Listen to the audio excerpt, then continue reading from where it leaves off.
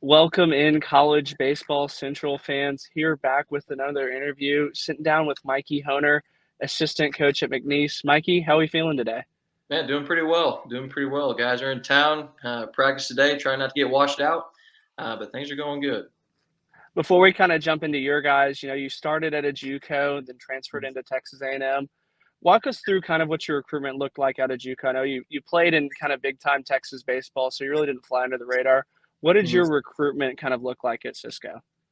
Honestly, it was I had a quite interesting recruitment when it comes to my sophomore year. So usually when you're at a junior college, your freshman year, if you're really, really, really good and a big school wants to get you, they'll go and just pluck you away. And it's hard for a junior college coach to be mad when a kid goes to a Big 12 SEC program and plays after the first year. Fortunately, that was not me. So my second year in that fall is usually when all the scouts are out looking for JUCO guys who they can pull the trigger on early. And for me, like my plan always was, I want to play big time baseball. I want a chance at playing in the big leagues, like at the big leagues, like major leagues, but like in a Power Five conference. I always wanted that opportunity.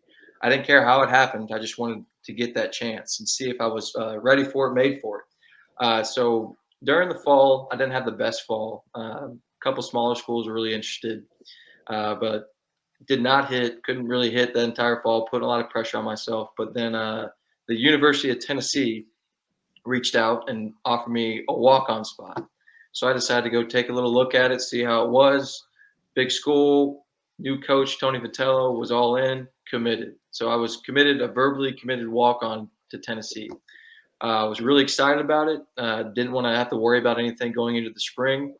The spring came around, ended up having a really good year. I want to say the catcher that they had committed on money didn't have as good of a year, so they were starting to get a little more excited. And then I was taking summer classes. Uh, our season ended. I was taking summer classes, getting ready to make sure I was on time to graduate at the University of Tennessee. So I was enrolled for a class at Tennessee. Well, then a catcher at A&M decided to quit, and that had always been the dream school for me. It's the one I wrote in my mirror when I was a kid. So junior college coach let me know about it. He said, "Hey man, they're looking for a guy. Would you have any interest in it?" And being an hour away on a scholarship that wouldn't cost my parents as much money, my friends and my family both go there. Man, tough decision, but I think I'm in. So after a bunch of conversations with my parents and close friends, called the University of Tennessee head coach, told him wasn't the happiest. There was a little turmoil there, as anyone can imagine, because I've been committed to them for 7 months and then ended up at Texas A&M. So pretty odd recruitment story out of me, but that's how it went down. And then showed up to A&M, and the rest is history. You mentioned kind of that Cisco team and you having just a monster spring, Mhm. 52-6, won the conference, but there was kind of that big brawl that happened. Walk us through kind of the story of that and kind of the aftermath of it. Yeah, man, that's a pretty. I told you it's a one's close to the heart that just kind of doesn't make you feel good. But we started that year off 29-0, ended up 52-6, hit forward I think 400 as a team. So we really hit, and then we're playing McLennan, a conference rival that we felt pretty good about, and they had to beat us twice. We only had to beat them once, and it was a back and forth game, 9-7, going into the seventh inning. Ball hit to the left side, runner at second base is coming around, close play at the plate, gets the back tip. The catcher makes a big whoop about it, says he didn't touch the plate. Our guy then calls him a name. Catcher then gives him a shove. Umpire gets in between, and the bench is clear. And then no punches were thrown. There was not even a really fight. They're just guys ready to get after it. Everyone in the moment. I don't think anyone did anything wrong. But they decided, the NJCAA Region 5 decided that it would be better for Temple to go on. And to make a note, it was pretty horrible situation because we had run ruled Temple 4 out of the 5 times that year, and they got to go to the World Series. So pretty. I'd say the worst part about that whole situation is you were in the middle of it, you were rolling, your team's hot, and then the next day, guys are leaving because they're still waiting on a decision from the NJCAA. And at that point, when they had made the decision, half the guys that you played the last 2 years with were already gone. You didn't really get a proper goodbye. So quite interesting how it all went down, but quite unfortunate as well. What was kind of your welcome to JUCO moment? I mean, we can probably sit and talk about hundreds of these, but what was kind of the one thing that stood out where you're like, why am I in rural Texas trying to play baseball? What was the one thing that you kind of learned there? That's a great question, man. first day, so I think it's 5 hours from home. My mom dropped me off, and moms get sad when they drop you off at school. It's not that she was like, "Oh, my son's away from home." It's that my son is going to a junior college in the middle of nowhere. But my first introduction to it was the first day I got there. Uh, we had a bad cricket problem at Cisco, so we'd have freshmen that were on cricket duty. So it was a one hallway, 30 rooms, 60 guys, and two guys would have to sweep the main hallway of dead crickets. So that was pretty interesting. The first day I killed probably 10 to 15 in my room. Like, hey man, no big deal. We'll get through it. Go eat at the cafe that night. I'm trying to think of what it was. Chicken dumplings. You ever had a chicken dumpling? They're usually soft. Yeah. Right into one, as hard as a rock. I was like, man, that's unfortunate. Go to take a shower, and then it was like flooded up to my ankle, and like the water barely got hot. And I laid in my bed that night. I was like, man, what in the world am I doing here? But then my roommate's like, dude, we're here to play ball. That's it. And from then on, it worked out pretty good. Like I got to go to the school of my dreams, and he ended up getting drafted. But that first day, man, it's an eye opener for sure because it's if you want to play, you get to play. But the best thing about it is you got a bunch of kids that are in the same position as you that are chasing the same dream that are just living it. So after I got through that first day, it was good. But man, those crickets and that first meal was not very welcoming. Did the food end up getting better, or did you just kind of get used The to it a food little bit there, more? the food did get better. The food get better. It wasn't great. They had like an omelet Thursday, so breakfast was always consistent. But it was a hit or miss. But we made And it work. obviously, that summer after your freshman year, you go up and play in Alaska, where a ton of D1 guys kind of go. Was there any kind of time where you're looking around going, "Hey, like, why are these guys at D1 when I'm struggling out on cricket duty?" And then what was kind of the one thing that you learned from those D1 guys when you're up in Alaska?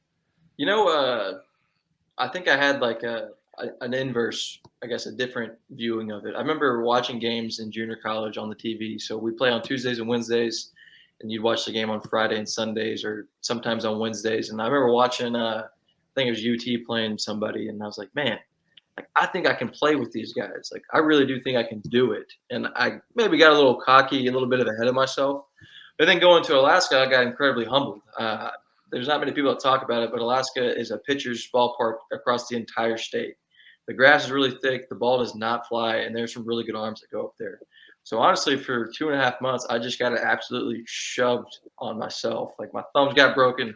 I went through a bunch of wood bats. It was a horrible experience, but with that, I understood like I get now what it takes. And being around some college guys that are more developed at a bigger university, they were able to pour into me a little bit, and just the relationships I was able to make. And it really wasn't a talent thing. It's just, man, these guys have been doing it longer. They have more experience and a higher baseball IQ, and they've been through the fire. And I think that 2.5 months in Alaska put me through the fire, man. I'm telling you, I got blown up. If I hope the stats aren't posted for me online of what I hit there because it was brutal. But I got to learn a lot and got to play at a really high level there, and it was good. The best thing about my career, I think, was me failing as much as I did up there.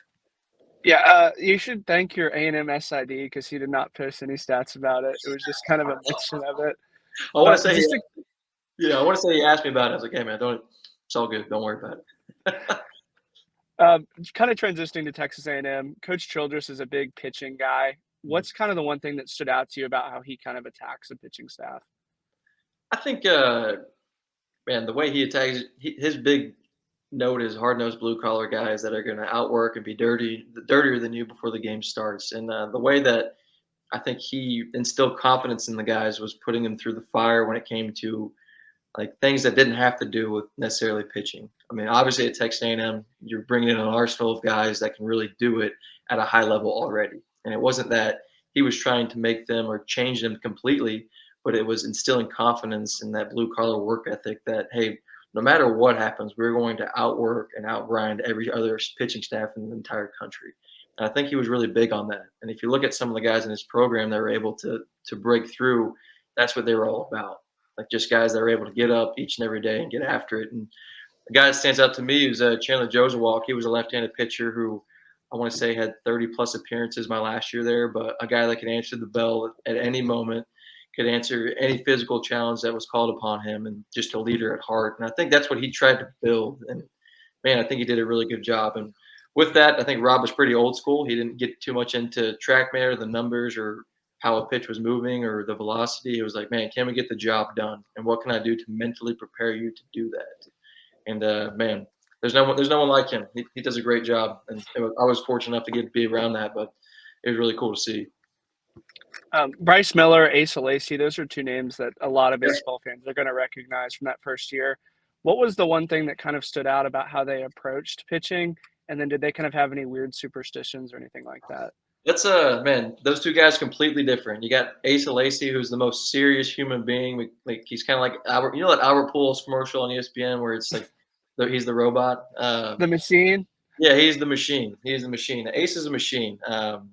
He's always working. He's always putting in like time to himself, to his body. Like he takes care of himself, and he's got one mission, and then it's forward. And he's in your face. He takes it very seriously, which is good. And he's an extreme competitor.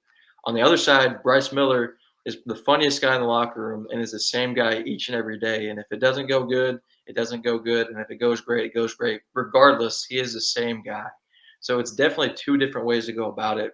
With that, Bryce being the guy who the outcome doesn't really affect the person he is, man, he's still going to get after it as well. He takes care of his business, but in a laid back way. Like, hey, man, I'm going to throw. I'm going to do my arm care. I'm going to lift. I'm going to drink a lot of muscle milk. I'm just going to play. Whatever happens, happens. Asa was a little more aggressive on the I'm going to make this happen. Like, there's nothing there's no one that's going to outwork me. A little more intense. But both really great guys and successful in their own way. Now, moving on kind of to that next season, obviously COVID. What Mhm. was kind of the outlook on the season, and how did that kind of all change after COVID? And then just walk us through kind of what they expected of the athletes, as COVID was going on. Yeah, everyone has a COVID story. Like feel like we had a really good team that year. Started 15-3, and then you had a three first two rounders. So Asa was number 4 overall, and then Christian Roa and Zach Deloach got picked up in the second round. Had a really good team, and then when COVID happened, no one really knew what to do. To be honest with you, I mean, no one had ever been through that before. So, as far as a leadership standpoint, it was, hey, I'm not quite sure what exactly we should be doing here, but take care of yourselves. We will provide everything you need in order to stay around or keep up with things. But besides that, like you can't come to the facility. Like I can't really see you face to face for a few months there. It was incredibly weird. But I will speak to Texas A&M's credit. Like they really provided for the athletes. And say you were trying to work out or were around campus and you got COVID. I remember there was like, hey, like we're going to provide groceries for you. So like, man, they were loading us up with. If you ever got contracted the virus, like, hey, here's $200 worth of groceries. Like go spend at HEB and they'll give it to you. But I really credit Texas A&M. Like they provided every resource possible to just feed us. Like really went over the top with that. But really unfortunate time, man. And what they expected was, we'll see. I don't think really anyone could expect anything at that point because the world was in such a different time. But when things did get back, it was obviously different and completely changed for that 21 season as well. Yeah, walk us through kind of that 21 season. I know that that was a real transition year for Texas A&M, as that was Rob Childress's last year. Was that something that he kind of knew was coming and was kind of looking for the last ride, or what was kind of the story there? I think there's been some pressure on. It was maybe from pressure on him just to break through the regional. He'd been through 13 regionals in a row. He was coming to the last year of his contract. Us players, we did know that, and I know as a coach, you don't want there to be any added pressure to your players. But I think us as a group really wanted it for him, and like really wanted us to be good, so he could extend because we knew how much he meant to the program and how much he meant to the brand. So with that, man, like it was early on in the season. We didn't start great. Obviously, opening day we didn't start great. And that was even more added pressure. And it was really just an up and down roller coaster. But I don't think it was anything he did. It's just we weren't able to put it together the right times, and it was quite unfortunate. And you had guys throughout the season like contract COVID, like Bryce Miller, who was now a big league arm, contracted COVID, and he missed 3 starts. What could have changed if that happened? And there's a lot of what ifs. But he wasn't. I mean, I don't think he wanted that by any means, and us players really wanted it for him to provide to produce. And honestly, it's a pretty sad deal how it happened at the end of it. I think kind of the one moment that really sticks out to me is obviously your home run against Texas. Walk us through kind of that at bat. Yeah, I mean, dude, that was one of the highlights from that entire year. It didn't to we didn't have many highlights, but beating them is obviously one of the better things. You know, I don't really know how to describe it, to be honest with you. I know, intense game, you want to beat them more than you do anybody else. I remember after the seventh inning, whoever was on the mound gave our guy a little bit of a look. I was like, all right, I'm ready for it. And sure enough, I was ready for a first pitch heater and was able to connect on one. I don't hit many homers. If you go stat, look me up. Many home runs does not happen often, but I was able to get that one. That one felt pretty good, but there's no other feeling like it for sure. It felt like you were at a really big transition time at the catcher position as we've kind of started to see kind of more framing and stuff like that. How has the catcher position kind of changed, from the start of your college career kind of to the end and then now as a coach? Yeah, I feel like when I first got to college, that's when framing became a bigger deal, and I don't think it's talked about too much, and it's slowly starting to gain more attention. But I remember my first year at A&M, the freshman catcher we brought in, both of the freshman catchers we brought in, didn't know how to receive, and I say that like they're catching and they're sucking in or just holding it really tight, but they're not presenting it to the umpire. And I guess that's just due to lack of like the knowledge that their high school coaches were able to provide to them of like the proper way to go about receiving. And man, there's two ways to go about it. Really, what I think, and I've talked to a couple of old school guys. I talked to a pro guy the other day who caught in the big leagues for 10 years, and his method of pulling it in tight. And there's some truth to that, but extension deflection is extending and bringing it back up, or going straight through. And I was more of a working through, thumb up type of guy, and I think. Man, I think there's a lot more balls that are called strikes because of it, but I do think it was a lost art between my first couple of years that a lot of guys didn't quite fully grasp. With that, there's other things that affect the catcher. You got to throw, you got to block, but the receiving has the single most impact on a game from a catcher standpoint. Yeah, I always felt like that was kind of a Boomer White talking point when you would watch Texas A&M games. I feel like you would always get into how you kind of catch and push up. But, obviously, you didn't get drafted after and you head on to Cisco and become a coach. What's kind of the thing that you took with you from Texas A&M on the coaching side at Cisco? Yeah, so I ended up going to went to Navarro to coach, Oh, and sorry, I got my notes okay, wrong. Sorry it's about okay. that. But if you tell David White I went to Cisco, it gives him a soft topic just because he's the head coach there. He wanted me to go back. Um, I guess the main thing that I took going like the biggest transition for me was there's a lot of different ways to win when it comes to baseball. There's a lot of different ways to coach. Like even going from Cisco to A&M, like Cisco is a little more laid back.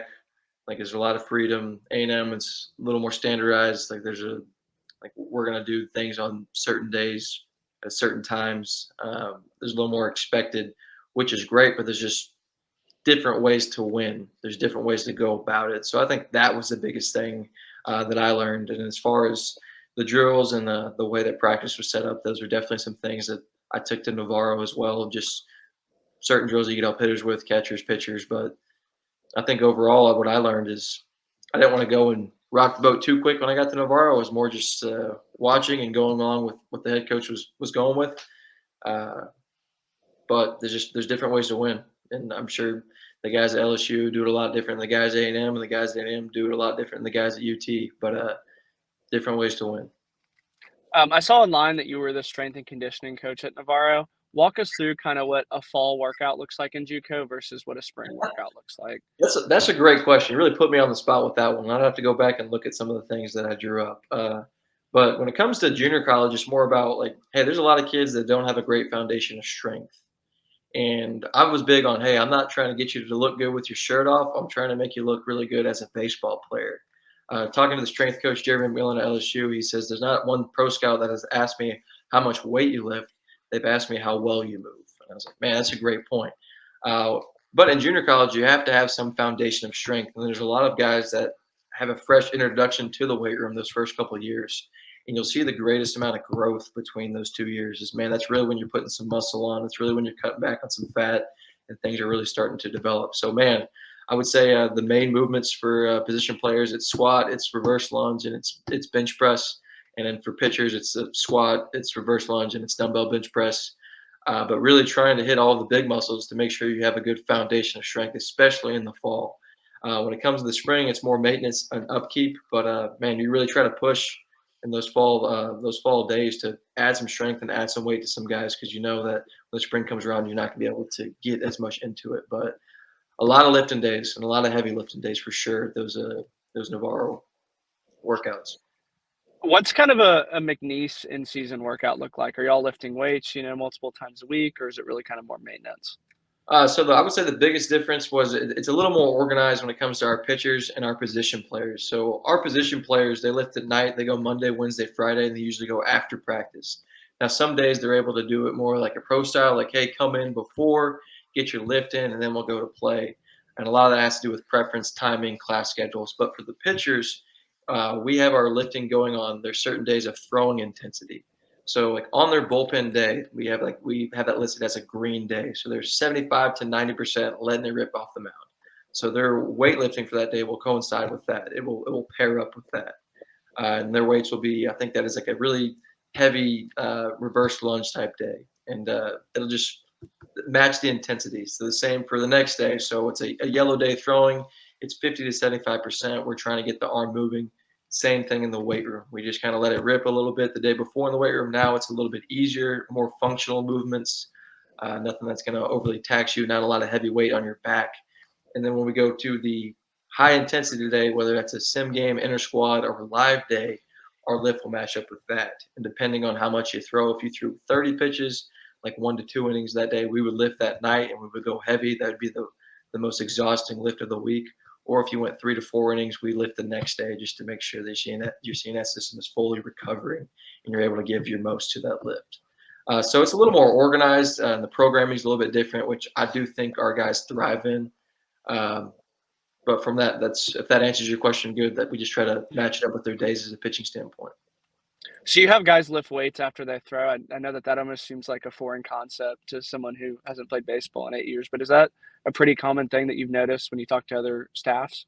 I would say you don't want them to lift weights before they throw, especially before they throw a bullpen. The last thing you want is some guy to be sore and not be 100% when they're letting it rip and trying to really work on their craft. And what we try to do is we try not to ruin our pitchers' days. We try not to like, hey, you're going to lift at 8 o'clock and then you're going to throw a bullpen at 2 o'clock. So you're going to really ramp it up, cool down, go to class, then ramp it up again and be good. So we try to, hey, you're going to get all your throwing done, all of your arm care done, and then right after that, you're going to go into your lift. So you're already pretty warmed up, and you're already able to get that output out of them.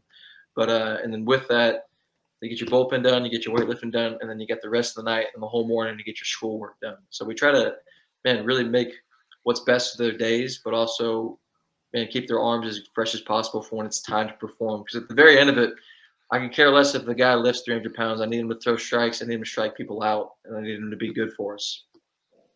You also generated the scouting reports too as well. It's Navarro. How hard, I guess, is it to do a scouting report where you can't just Google what happens in a game like you can in D1?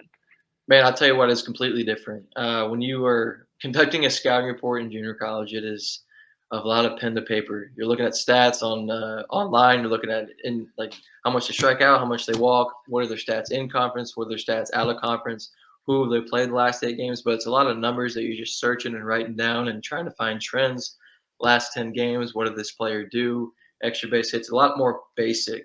And with that, we'll play like Parish Community College. We'll play them 6 times at Navarro.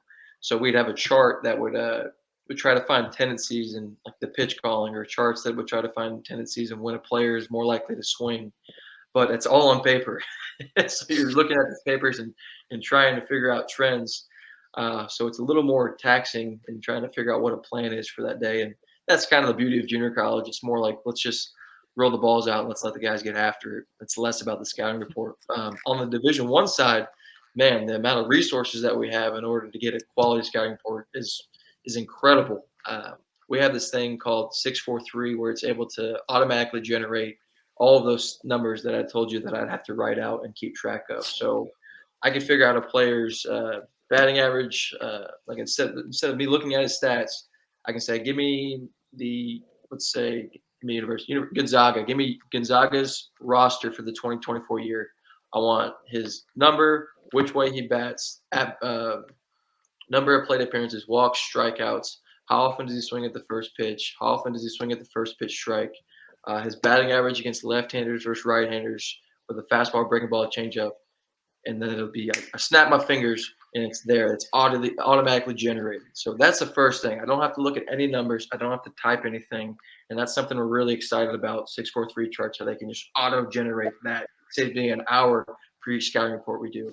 Now, with that hour, I spend less time typing and more time watching video on Synergy and watching video through the 643 platform that can just show me all of their doubles, all of their hits, all of their strikeouts. And then on top of that, I can create a playlist for our pitchers to look at before a game to have an idea of what the hitter does. And especially and on the other side of it, our hitters, you can have all the breaking balls, all the fastballs, all the changeups for the guy's last outing in a playlist for them to look at on their phones at any time. So, man, the scouting is completely different at those two levels, but that's just the nature of the beast. Junior college, we're rolling the balls out, and here in Division One, it's just, hey man, we're gonna really calculate a little bit, but it's different, 100% different. What's kind of Jared Morris's role at McNeese? I know it says director of analytics on the website. Is he kind of the one behind that? And what does he kind of bring to the table in terms of McNeese baseball? All good. So Jared Morris actually left us this past fall, Yeah. and Then that's you okay. have to update the website. You got to update the website. I'll get onto those guys. I'll get onto those guys about that. But now we have Jack Gates, who stepped into Jared Morris's role. And with 643 in our TrackMan, so we'll have a TrackMan that watches every pitch. He can tell you all the data points.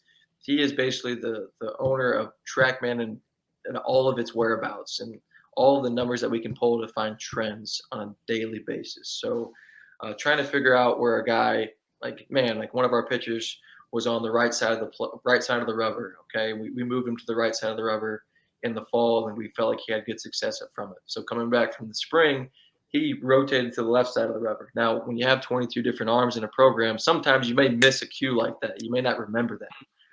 But with TrackMan, you're able to see, hey, the release point has moved a foot to the left side. That is different. And it's like, well, you know what? We actually moved him. I wonder why he moved back. And then you can have questions. But Jack does an analysis in all of our pitchers and all of our hitters and keeps up with all of the numbers. And if we have a question for him, Jack is usually able to go and find the answer. But he's an incredible asset that we have to our program and just able to really dive deep into the numbers of each and every guy to hopefully make them a better baseball player. What do you I think one of the most overlooked stats when you have kind of the deep analytics? What's something that you look at that, maybe you weren't thinking about it like a JUCO level that now you have access to? I would say, let me think about that one. One that's overlooked that we don't look into. One that I probably didn't pay too much attention to in junior college was a guy's strike percentage out of the stretch as opposed to the windup. Like, how does the guy perform when there's pressure on him? And that's something that you can find out really easily on True Media and 643 is like, hey, he's different. Like, he has a hard time throwing more competitive pitches when it comes to the stretch. I feel like that's something that I definitely overlooked at Navarro that I think is extremely important because, man, I would say more than 75% of the most important pitches of a baseball game are going to come out of the stretch, and you need to be really good out of that. So paying attention to that, and not every guy goes out of the windup, but I think that's a pretty important thing that I've been able to pick up on, and yeah, it's kind of where I'm at. On the McNeese website, which again, I guess I'm supposed to take this with a grain of salt, we're it's having not some being problems there. updated. Yeah, we're having some problems there. Development of 10 pitchers that were drafted and played professionally. What do you think kind of helped set you apart with these staffs? Do you think it was learning a lot from the guys that came before you and passing it on? Or was it kind of being at a more right place and right time and allowing these guys to do what they do? I think Justin Hill's a great asset to that. And I think we looked at it the other day, like since he had got here 11 years ago, I think the strikeout percentage was 20. And then from then on, it had been like 28% or more for the last 11 years. So Justin Hill definitely has the biggest influence on why we've had so much success on the mound. And I think there's a lot of things that go into that. You got Jimmy Rickelson, who's been recruiting in the Southland Conference for over 25 years.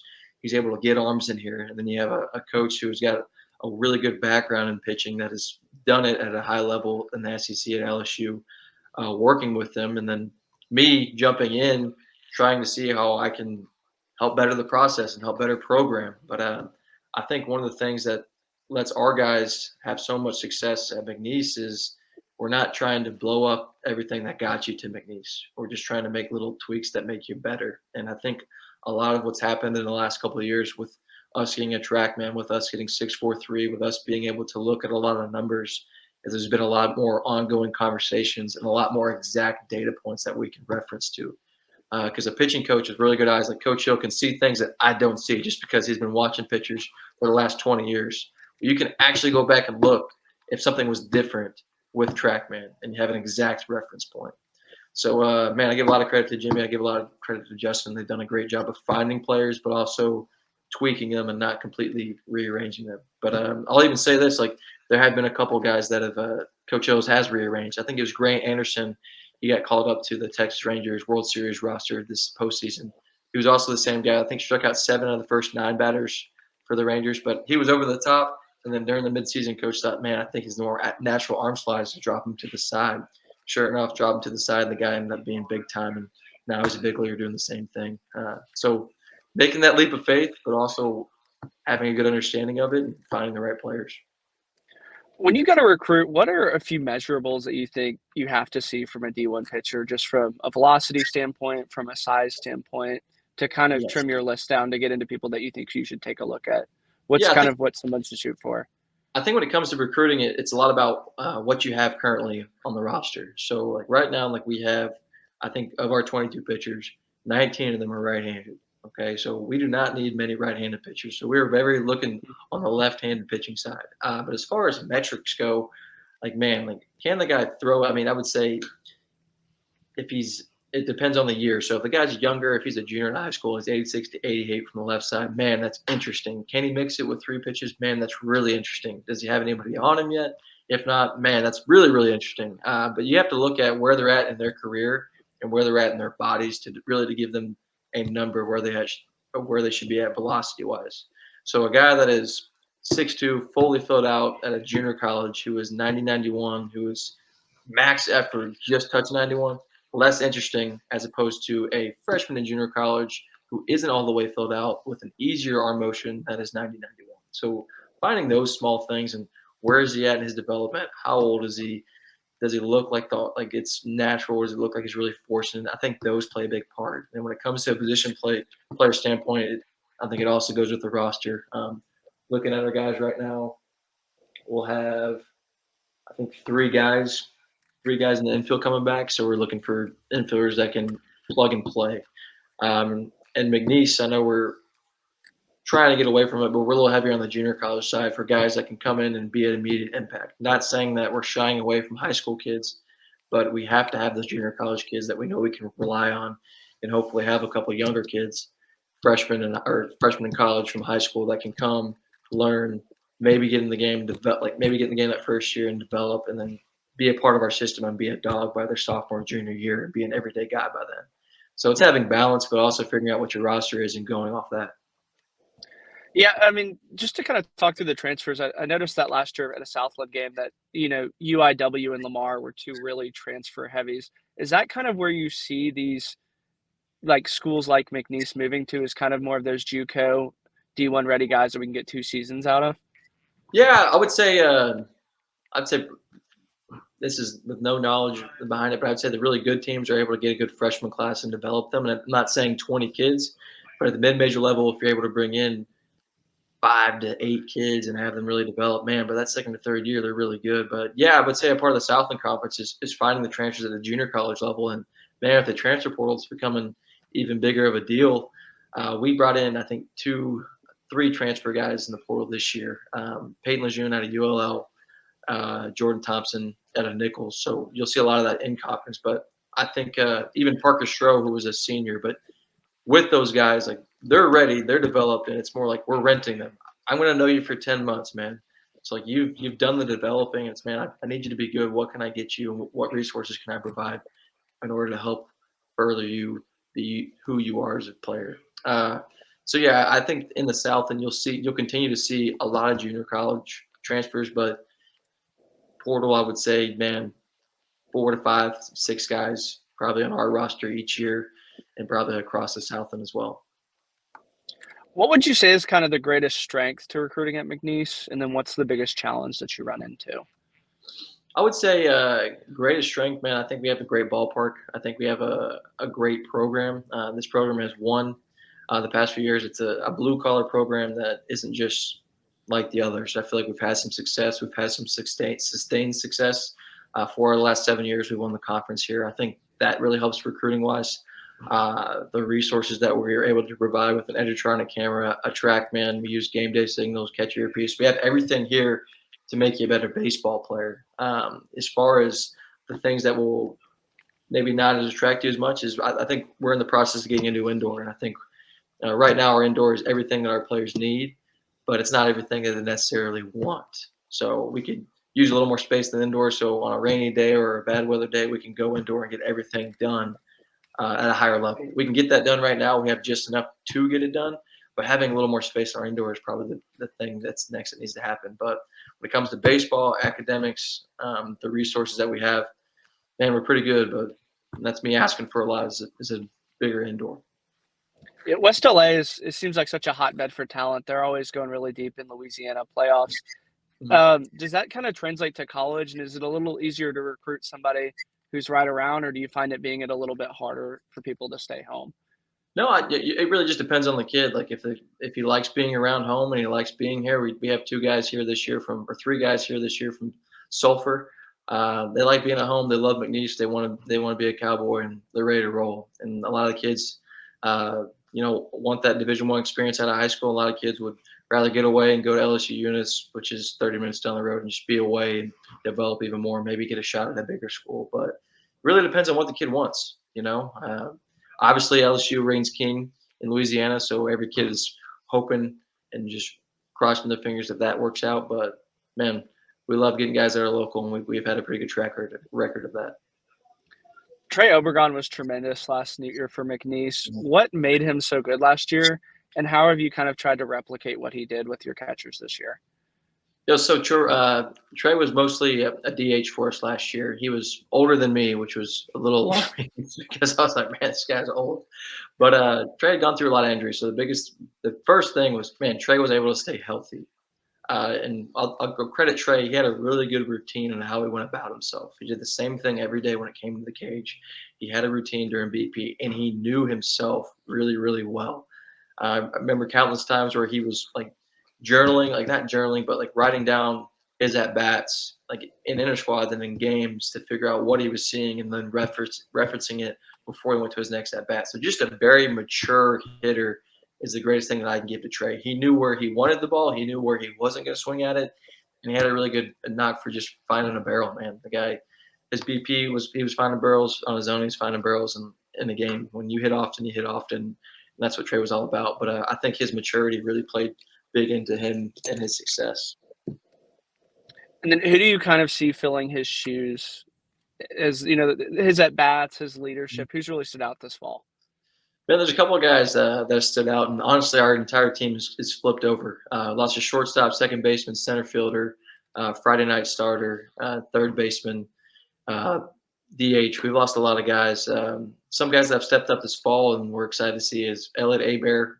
He DH'd a little bit last year, but he's a left-handed bat, and he's done a tremendous job this entire fall and early spring. But that's another guy that you see working all the time. And then Peyton Lejeune out of ULL, he's played third base. He's played a little second base for us. He's a switch hitter, but man, those guys run together all the time. They're always the first ones here. They're hitting in the morning. They're hitting during practice. They're hitting after practice. But those guys have really got after it, and I think that's a lot of the times what you see with older hitters. Both those guys are seniors. I think Peyton might be a grad transfer. He might be an extra year Elliott, but they've done it for so long, and they know who they are, and they know where they're really good, and they know where they're really bad, and they try to play to their strengths as much as possible. But those guys are really matured, and I'm excited to see what they do this spring. And then from a staff standpoint, who's a few other guys that you've seen really kind of jump out to you in the fall? So Ty Abraham was definitely one of them. He's an older guy as well. I want to say he's a fifth year. We're getting to the very end of those COVID seniors, but he's one that had a good year for us last year. I want to say he pitched 60 innings and threw in a lot of big games on short rest for us. So we're looking for him to take a bigger step forward. A couple other guys that I can speak to is a local kid that has been here in our program for 4 years, Cameron Lejeune.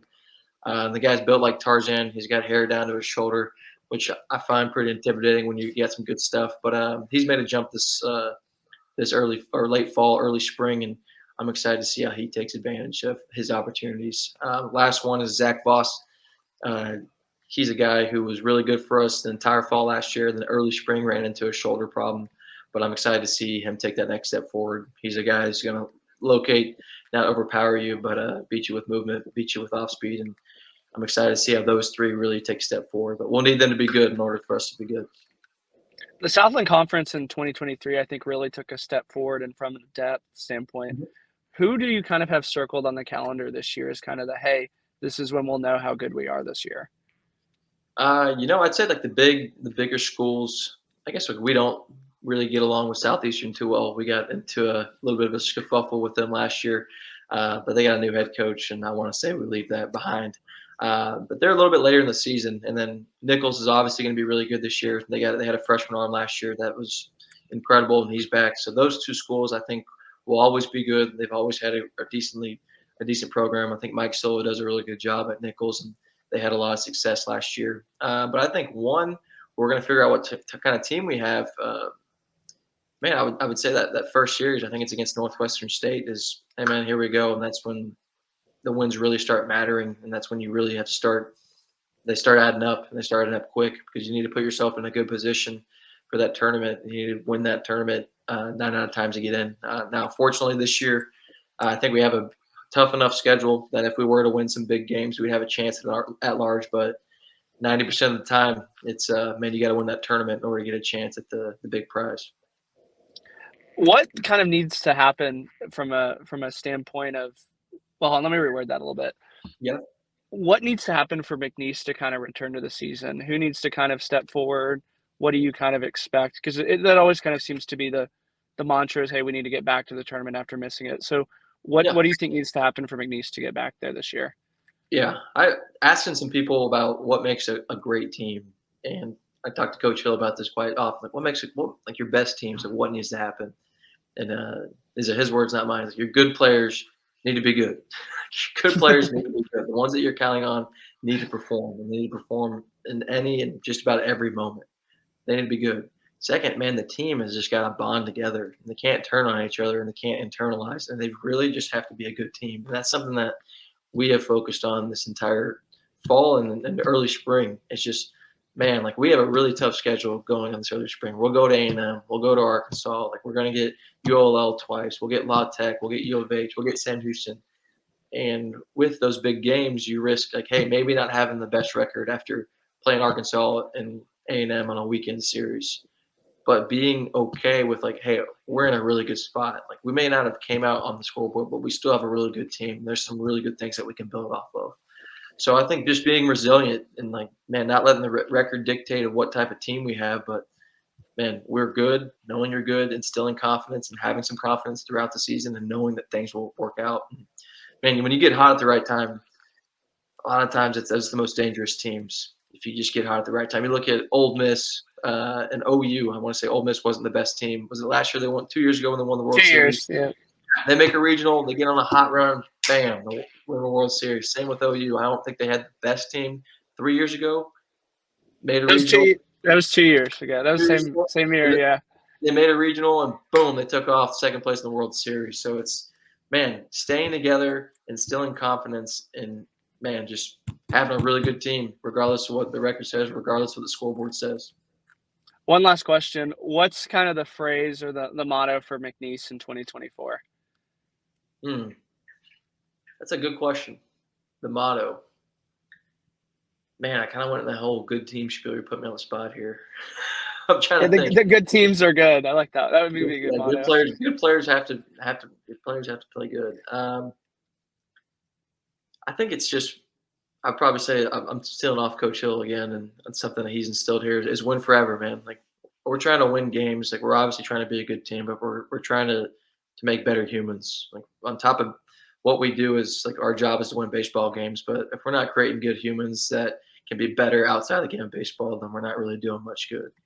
But man, having a good team, winning forever, regardless of what the scoreboard says, I think that's where we're at. And man, we're excited. It's a fresh start for us. Like I said, we're replacing a lot of pieces, but man, it also gives a lot of our guys to prove themselves. And man, I just can't wait till the lights turn on. It's going to be a fun year. Yeah, I mean, I'll be there that first weekend when they play A&M. But thanks, Mikey, for joining me. Once again, this is Jake with CBC. Mikey, thanks again.